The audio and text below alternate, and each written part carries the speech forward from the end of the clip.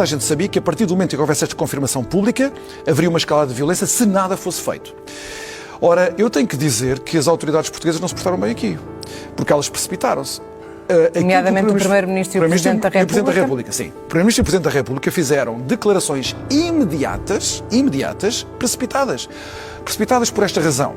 Elas, quem as for ler, vai considerá-las ambíguas. Mas, na verdade, ambas, a do Presidente da República e do Primeiro-Ministro, e elas estão evidentemente coordenadas, não podia ser de outra maneira, estão a confirmar o resultado eleitoral que o Conselho Constitucional consagrou agora. Qual é o problema disso? O problema é que, bem, por um lado, não tem, dos países ocidentais, ninguém fez declarações deste tipo. Eu estive a ler a americana, canadiana, francesa, todas elas, a da União Europeia, que normalmente é sempre muito cautelosa, todas as declarações falam das irregularidades patentes no processo eleitoral. E aí, pessoal, bem-vindos a mais um Bissau Podcast. Opa! Hoje a gente vai mergulhar numa situação tensa. Tá rolando em Moçambique. Protestos, denúncias de fraude, repressão. Parece até roteiro de filme, mas... Pois é. Infelizmente é vida real para muita gente. É verdade. E para entender a complexidade da crise em Moçambique, a gente precisa ir além das manchetes, sabe? A gente vai destrinchar as raízes históricas e política, da economia, e tentar entender como chegamos nesse ponto crítico. Já adianto que não é uma história simples, mas a gente está aqui para te guiar por esse labirinto e te ajudar a conectar os pontos. Se liga que coisa tá ficando interessante. Então, vamos começar pelo começo. As eleições presidenciais de outubro.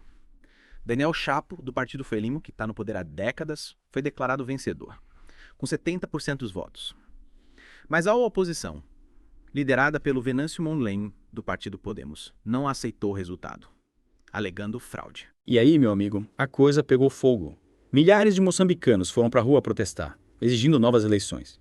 Mas a resposta do governo foi dura. Repressão, violência e censura. A gente está falando de mais de 50 mortos. E centenas de feridos. É uma situação extremamente delicada. O próprio Venâncio Mondlane teve que se esconder, com medo pela sua segurança. E para piorar, o assessor e o advogado dele foram encontrados mortos, em circunstâncias suspeitas. Cara, que clima pesado. Parece até um thriller político, né? E essa tensão toda nos leva a uma pergunta. Será que Moçambique está à beira de um colapso democrático? É uma pergunta que a gente precisa se fazer.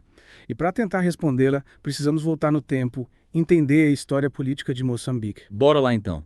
Você sabia que Moçambique conquistou a independência de Portugal em 1975, depois de uma longa luta armada? Exatamente. Mas a paz durou pouco. Nos anos 80, o país mergulhou numa guerra civil brutal entre a Frelimo, que já estava no poder, e a Renamo, outro partido político. Caramba, quanta história. Essa guerra civil devastou Moçambique, né? Sim, a guerra civil deixou marcas profundas.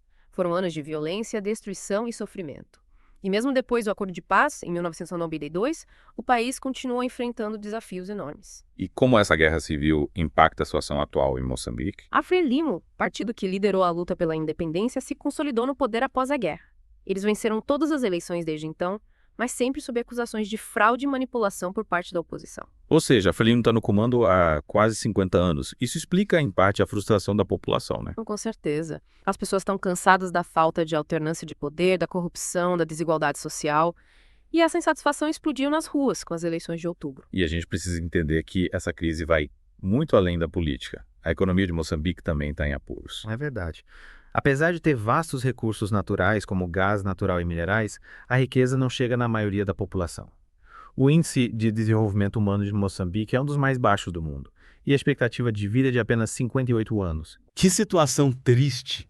E como o governo tem lidado com essa crise econômica? Bom, a gente viu que a resposta aos protestos foi a repressão. E, em termos econômicos, o governo fechou as fronteiras, inclusive com a África do Sul, o que prejudicou o comércio e isolou ainda mais Moçambique. E qual o impacto disso na vida das pessoas? Imagina só, o custo de vida está aumentando, o desemprego está crescendo, a pobreza se alastrando.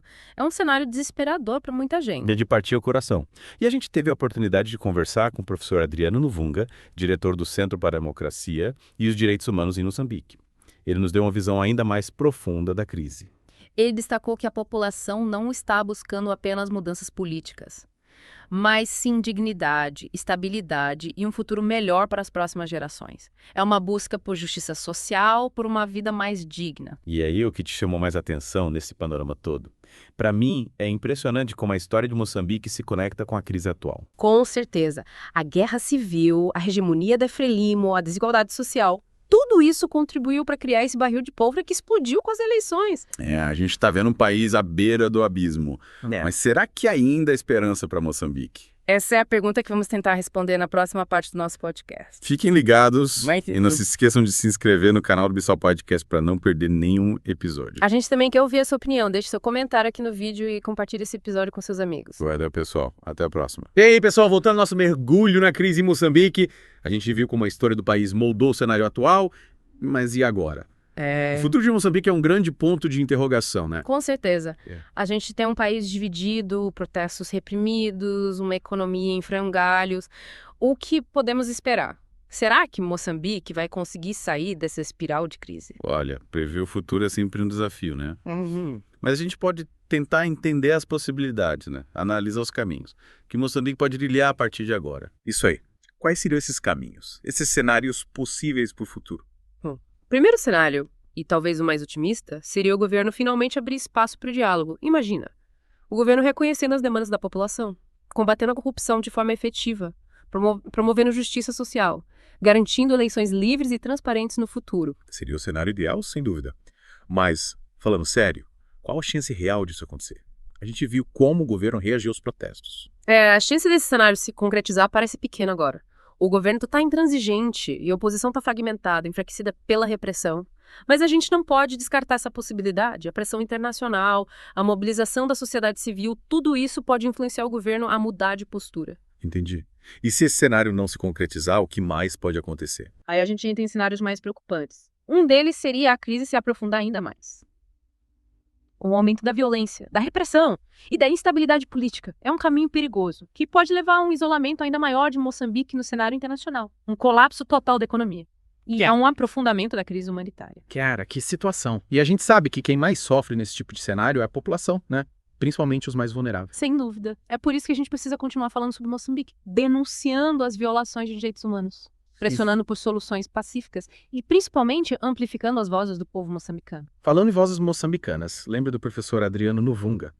Ele mencionou que essa crise vai muito além da política. As pessoas querem dignidade, estabilidade, um futuro melhor para as próximas gerações. É uma busca por justiça social, por uma vida mais digna, como você bem disse. Exatamente. E esse desejo por mudança, por uma vida melhor, precisa ser levado em consideração. E tem outro cenário possível, que talvez seja o mais provável nesse momento. Qual seria? Me explica. Uma espécie de estagnação da crise. O governo mantém o controle pela força, a oposição continua coada e a população reprimida. Seria uma falsa paz. A violência pode até diminuir, mas os problemas de fundo continuariam ali, intocáveis. Entendi. Seria como colocar uma tampa numa panela de pressão. Isso. A pressão continua lá dentro e a qualquer momento pode explodir de novo. Perfeito. É isso. É isso mesmo. E essa falsa paz manteria Moçambique preso num ciclo vicioso de pobreza, desigualdade e autoritarismo. E como a gente, aqui do Brasil, pode ajudar a mudar esse cenário. Parece que estamos tão distantes. A gente pode se sentir impotente, mas acredite, podemos fazer diferença sim. Compartilhar a informação é fundamental. Espalhe esse episódio com seus amigos, familiares, nas redes sociais. Quanto mais gente souber o que está acontecendo em Moçambique, maior a chance de pressionarmos por mudanças. Verdade. E que outras ações podemos tomar? Que tal doar para organizações humanitárias que atuam em Moçambique? Muita gente está sofrendo com a violência, a pobreza, a falta de acesso a serviços básicos. A sua contribuição pode fazer a diferença na vida dessas pessoas. Boa. E lembre-se de se inscrever no canal do Bissau Podcast, ativar as notificações e compartilhar esse episódio com seus amigos. A gente conta com sua participação. E não se esqueça de cobrar dos nossos governantes. O Brasil tem um papel importante a desempenhar na busca por soluções pacíficas para a crise em Moçambique. Mande e-mails, faça posts nas redes sociais, cobre um posicionamento dos nossos representantes políticos. Manteremos a chama da esperança acesa. A gente acredita que um futuro melhor é possível e que juntos podemos construir esse futuro. Exatamente. No próximo episódio, a gente volta com mais análises e reflexões sobre a África.